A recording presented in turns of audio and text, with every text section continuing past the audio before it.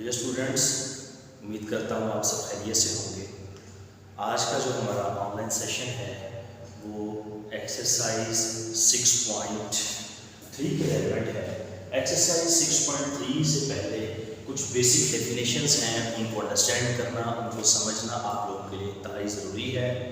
अगर हम उन डेफिनेशंस को अच्छे तरीके से प्रिपेयर कर लेते हैं, इट मीन्स डैट हमारी एक्सरसाइज जो है वो बहुत ईजीली सॉल्व हो जाएगी। चले आए डेफिनेशंस की तरफ चलते हैं। सबसे पहली डेफिनेशन हमारे पास है अलजेब्रिक एक्सप्रेशन। अलजेब्रिक एक्सप्रेशन क्या होती है? किस तरह की कोई टर्म हो, कोई इक्वेशन हो या क्या हो जिसको हम अलजेब्रिक एक्सप्रेशन बोल सकते हैं। आज हम उसका सारा जो है वो आइडिया डिस्कस करेंगे और उसकी फॉर्म्स भी डिस्कस करेंगे। And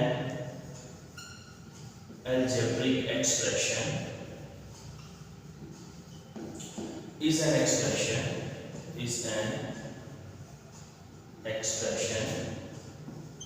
in which variables and constants are connected with four basic algebraic operations: division, multiplication, plus और माइनस। ये अलजेब्रिक एक्सप्रेशन की डेफिनेशन है कि ये एक ऐसी एक्सप्रेशन हुआ करती है जिसमें वेरिएबल्स और कांस्टेंट्स आपस में कनेक्टेड होते हैं बेसिक फोर अलजेब्रिक ऑपरेशंस की मदद से, जो कि डिवीजन है, मल्टीप्लिकेशन है, प्लस है और माइनस है। चलिए इसकी एग्जांपल डिस्कस कर लेते हैं। फॉर एग्जांपल कि किस तरह की इक्वेशन को हम जो है वो अलजेब्रिक एक्सप्रेशन कहते हैं। For example 5x + 7y 3p - 4q, like इस तरह। अब ये भी एक अलजेब्रिक एक्सप्रेशन है, ये भी एक अलजेब्रिक एक्सप्रेशन है। इसमें देखें x और y वेरिएबल्स हैं, 5 और 7 जो है वो कांस्टेंट्स हैं। वेरिएबल्स और कांस्टेंट्स आपस में कनेक्टेड हैं with four basic algebraic operation से, तो उस एक्सप्रेशन को हम नाम देते हैं अलजेब्रिक एक्सप्रेशंस का। Algebraic expression basically main definition है। अब इसको हम मजीद जो है वो आगे सॉल्व करने की कोशिश करते हैं। इसमें नेक्स्ट डेफिनेशन हमारे पास आ रही है एफिशिएंसी। कोएफिशिएंट क्या होता है?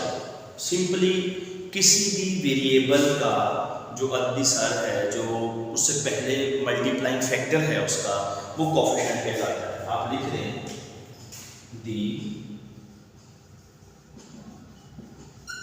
मल्टीप्लाइंग फैक्टर ऑफ एनी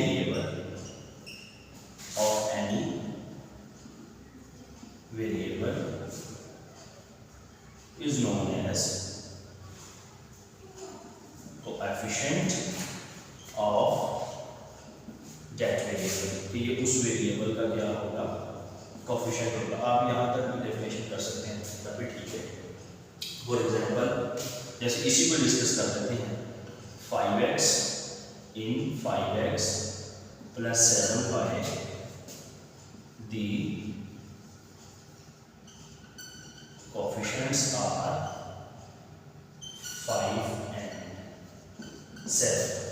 ये कांस्टेंट तो है ही है, लेकिन प्लस एडिशन के तौर पे, इजाफी तौर पे ये कोएफिशिएंट भी है। यानी कि जो किसी भी वेरिएबल के कोएफिशिएंट होते हैं, बेसिकली इनके पास दो सीरीज होती हैं, दो डेजिग्नेशंस होते हैं। एक डेजिग्नेशन उनके पास कांस्टेंट वाला होता है और प्लस में एक डेजिग्नेशन उनके पास कोएफिशिएंट वाला होता है। समझ आ गई ये स्टूडेंट्स? ये साथ साथ नोट भी करते हैं। उसमें नेक्स्ट इंपॉर्टेंट डेफिनेशन आ रही है हमारे पास, क्योंकि अलजेब्रिक एक्सप्रेशंस को ना हमने सॉल्व करना है। डिफरेंट अलजेब्रिक एक्सप्रेशंस को हम आपस में ऐड भी करेंगे, सब्ट्रैक्ट भी करेंगे, डिवीजन भी करेंगे, मल्टीप्लाई भी करेंगे।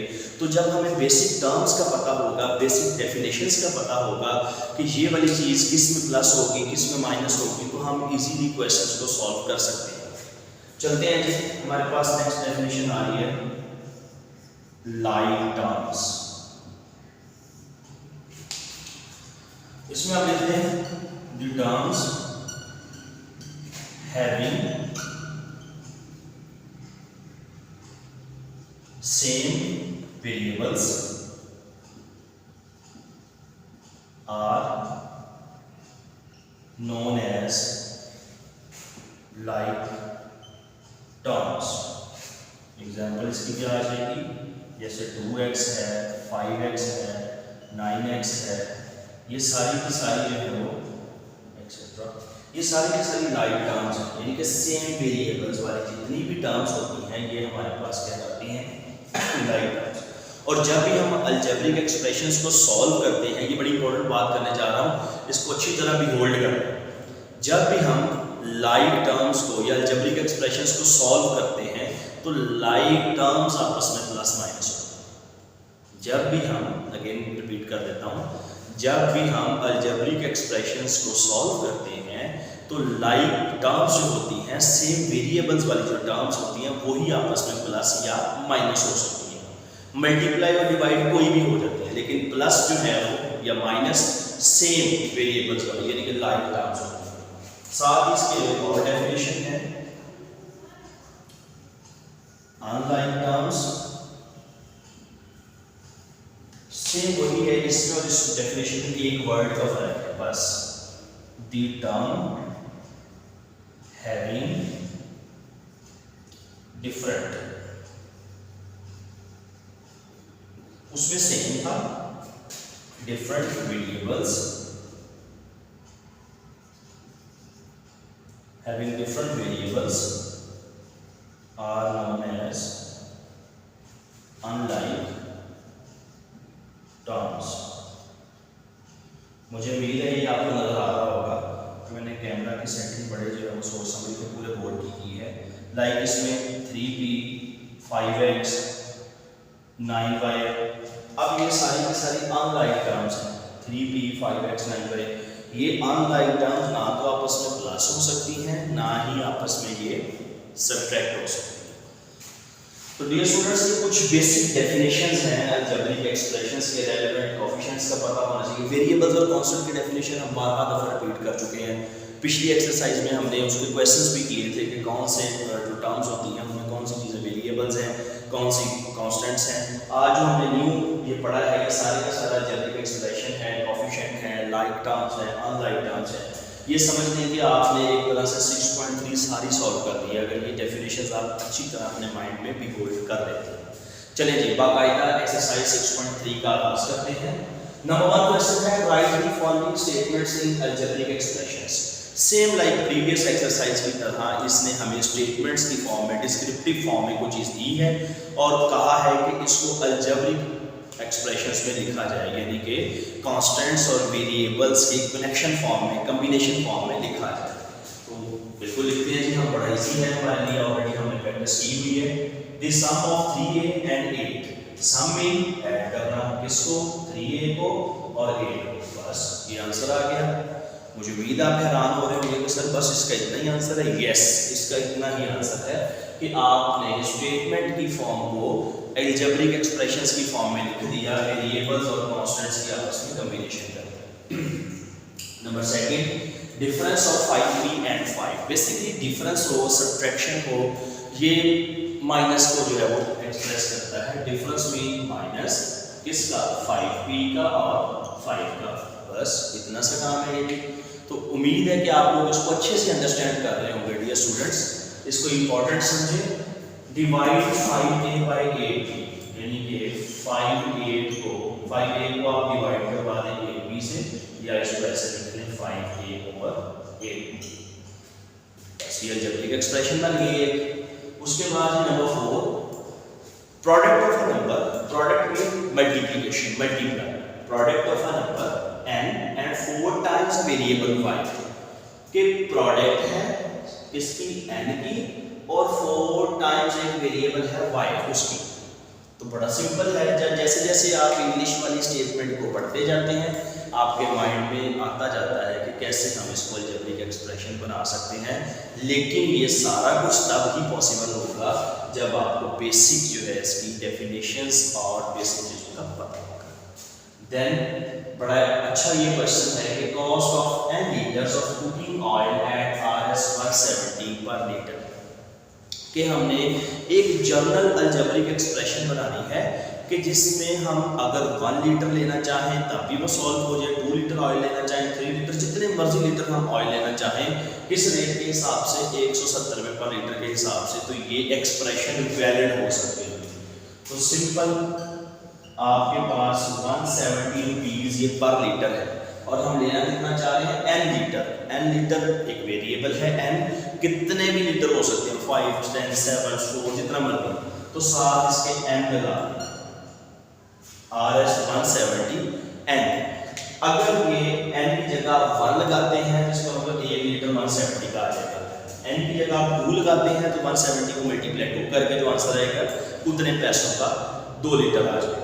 n की जगह आप 3 लगाते हैं तो 170 मल्टीप्लाई बाय 3 करके जो आंसर आता है इट मीन्स दैट वो हमारा उतने रुपए में 3 लीटर आ जाएगा। सो और इसी प्रोसेस को आप आगे करते हैं।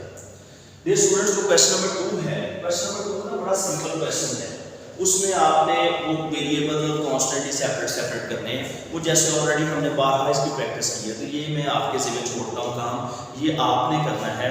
प्रीवियस लेक्चर्स को भी देखना है, इस लेक्चर को भी देखना और फिर उसको इजीली सॉल्व कर लेना है कि जो वेरिएबल्स हैं वो सेपरेट कर देने हैं, जो कांस्टेंट है वो सेपरेट कर देने हैं। बेशक आप इसका एक टेबल बना लें, एक तरफ कांस्टेंट लिख दें, एक तरफ वेरिएबल्स लिख दें, तभी ये क्वेश्चन वैलिड हो जाएगा, सॉल्व भी हो जाएगा और आपको समझ भी आ जाएगा। क्वेश्चन नंबर 3 की तरफ चलते हैं। Right the algebraic terms of the following expressions.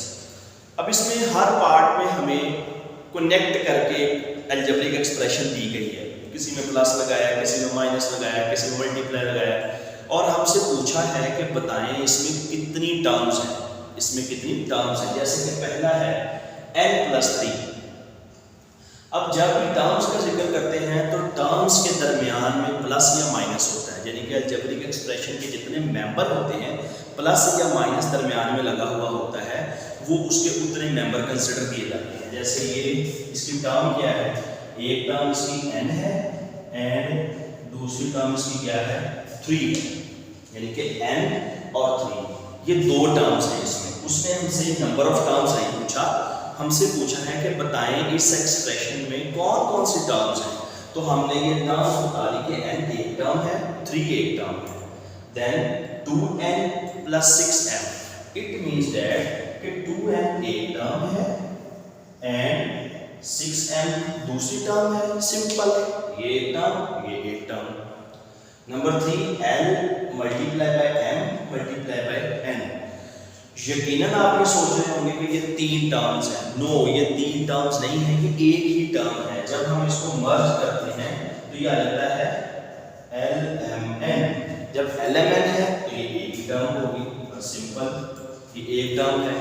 ये देखिए ना, ये बड़ी इंपॉर्टेंट बात है कि जब मल्टीप्लाई किया जाता है, मल्टीप्लाई मीन के हमने उस चीज़ों को उतने टाइम्स कर देना है।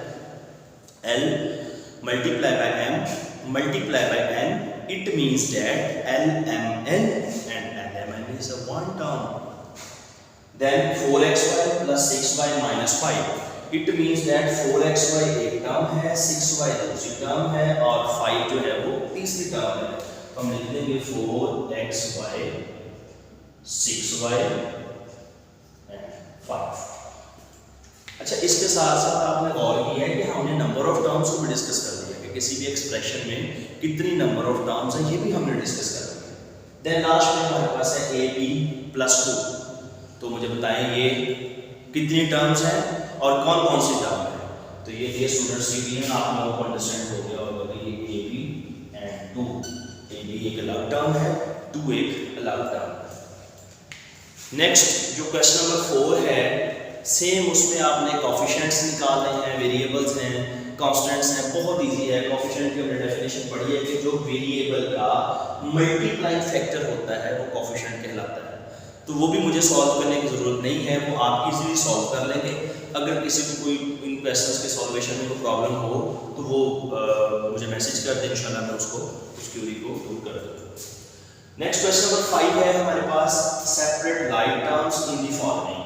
अब सिर्फ हमने लाइक टर्म्स, जो एक जैसी टर्म्स है, लाइक टर्म की डेफिनेशन में क्या पढ़ी थी, the terms having same variables are known as like terms, कि वो वाले टर्म्स जिनके वेरिएबल सेम हैं।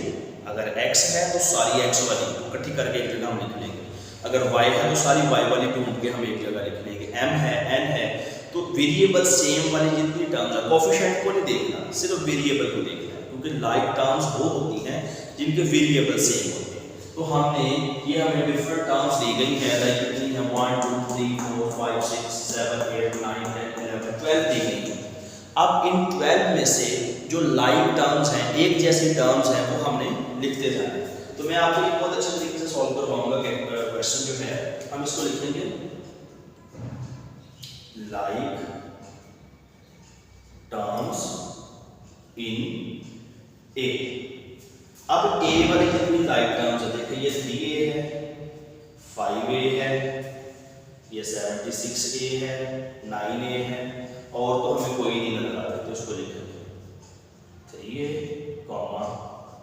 5a, 9a and 76a। फिर हमारे पास आ रहा है m, तो हम लिखेंगे लाइक टर्म्स इन m। अब m एक ये है, एक ये है, और कोई भी m नहीं है, तो डियर स्टूडेंट्स आप लिख लेंगे कि लाइक टर्म्स ऑफ m जो है वो 21m है और 4 है। इसी तरह लाइक टर्म्स इन p, अब p जो है वो ये 8p है, 3p है, बस और कोई नहीं। सिमिलरली s वाली टर्म्स को लिखना है, अब s वाली 2s एक ही है, उसके अलावा कोई भी नहीं है टर्म जो है, तो ये आपके पास 2s वैसे आ जाएगी, एक टर्म 2s आ जाएगी, और ये 8l भी एक ही है इसमें। अब ये देखिए ये दोनों टर्म्स एक जैसे हैं, bc और cb। हमने पढ़ा है कि कॉम्यूटेटिव लॉ क्या होता है कि bc हो या cb हो, बात एक ही है, यानी कि आप 5 मल्टीप्लाई बाय 2 कर लें या 2 मल्टीप्लाई बाय 5 कर लें, आंसर जो वो 10 ही आना है। तो ये कॉम्यूटेटिव लॉ होता है, लाइक आप 7bc और 9cb जो हैं ये एक जैसी लाइक टर्म्स हैं, इनको लिख लीजिएगा। तो डियर स्टूडेंट्स, मैं उम्मीद करता हूँ आज हमने एक्सरसाइज 6.3 के 5 क्वेश्चन कर लिए हैं, अदर देन 2 अभी नहीं किया, क्योंकि वो जो स्टेटमेंट वाले क्वेश्चन हैं इस एक्सरसाइज के लास्ट 2 क्वेश्चन भी स्टेटमेंट वाले हैं, तो उनके साथ वो मैं सॉल्व करवाऊंगा आपको। उम्मीद करता हूँ आज के लेक्चर की अच्छे तरीके से समझ आई होगी। इसको नोट करें, बार बार इसकी प्रैक्टिस करें, चीज़ों को याद करें, वेरिएबल्स क्या होते हैं, कांस्टेंट्स क्या होते हैं, अलजेब्रिक एक्सप्रेशंस क्या होते हैं, कोफिशिएंट्स क्या होते हैं, लाइक टर्म्स क्या होती हैं, अनलाइक टर्म्स क्या होती हैं, उनकी प्रैक्टिकल एग्जांपल्स क्या है, उनके कुछ एग्जांपल्स क्या है, इसको डिस्कस करें। उम्मीद करता हूँ आज का लेक्चर हमारा बड़ा फ्रूटफुल होगा और आप भी उतनी ही मेहनत करेंगे ताकि इस लेक्चर को अच्छी तरह हम प्रिपेयर कर पाएँ। इंशाल्लाह नेक्स्ट लेक्चर में दोबारा मुलाकात होती है।